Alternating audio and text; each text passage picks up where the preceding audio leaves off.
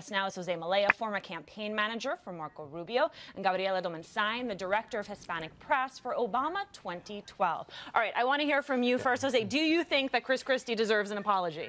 You know, I don't know if he deserves an apology, but I think he deserves a lot of credit. He deserves a lot of credit for being bold and for doing something that's meaningful in New Jersey. He already had won the support of the Hispanic community in his state. He proved it in his governor's race. And now he's taking it a step further by putting his money where his mouth is. But do you think the DREAM Act is enough, right? I mean, there are a lot of Republicans who will say they support the DREAM Act, they support high-tech worker visas. Is that really supporting immigration reform? You know, the DREAM Act is something that I don't think Americans, because of our values and because of what we believe in this country, what makes us really exceptional, can argue against. It is something that should be granted to these kids who came here by no fault of their own, and they are kids who are excelling, as we saw, for example, with the Facebook hackathon that they did with Dreamers. I think that's fantastic. So we need to support the DREAM Act, but that's not it. You're absolutely right, Alicia. We need to go beyond that. We need to reform a system that has been broken for decades, and Washington needs to lead on this issue. You know, Gabby, the way that Chris Christie was talking about this was very Chris Christie. Let's take a listen to what he had to say. I've heard this argument before. You can't be a second-class citizen if you're not a citizen. And what we're doing is taking a step forward today that allows folks who we have heavily invested in to be able to avail themselves of in-state tuition rates, which will mean a significant savings to them.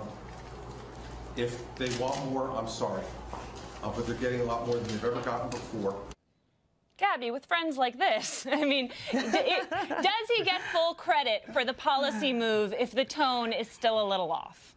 Look, I completely agree that the tone is completely off. He said some other stuff later about not wanting to give financial assistance to Dreamers because it would be a magnet for undocumented immigrants to go to New Jersey, which is, as you know, and as Jose will obviously agree with, is a very anti-immigrant word. But I do think it's a really good first step. And let's also remember that Illinois and California first did in-state tuition and then did financial aid. So, you know, I think we're hoping that that's also the next step in his good first step.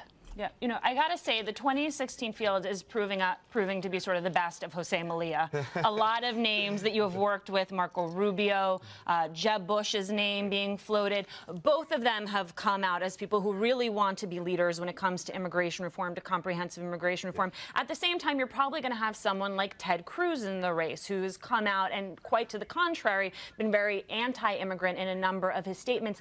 By doing this, where does Christie position himself, Jose, in the 2016 field? I think we got to look at a couple of things, but one, you can't just look at him as a leader just on the immigration issue. And I think Hispanics don't want leaders who are just leading on the immigration issue.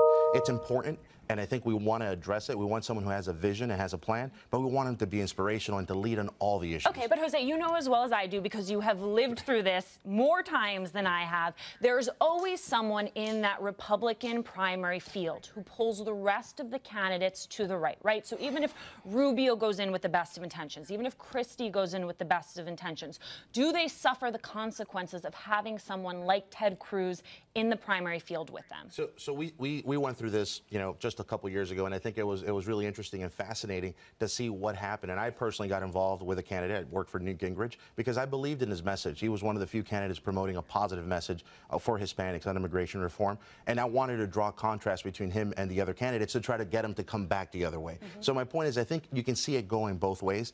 I also think that this is an issue that, you know, folks have made it a very polarizing issue, but it doesn't need to be. Folks have demagogued issues, said some things that are very ugly, but they don't need to say those things in order to win. They can be optimistic, look towards the future, and I think, again, it's a message that won't be important to just Hispanics, but will resonate with all Americans.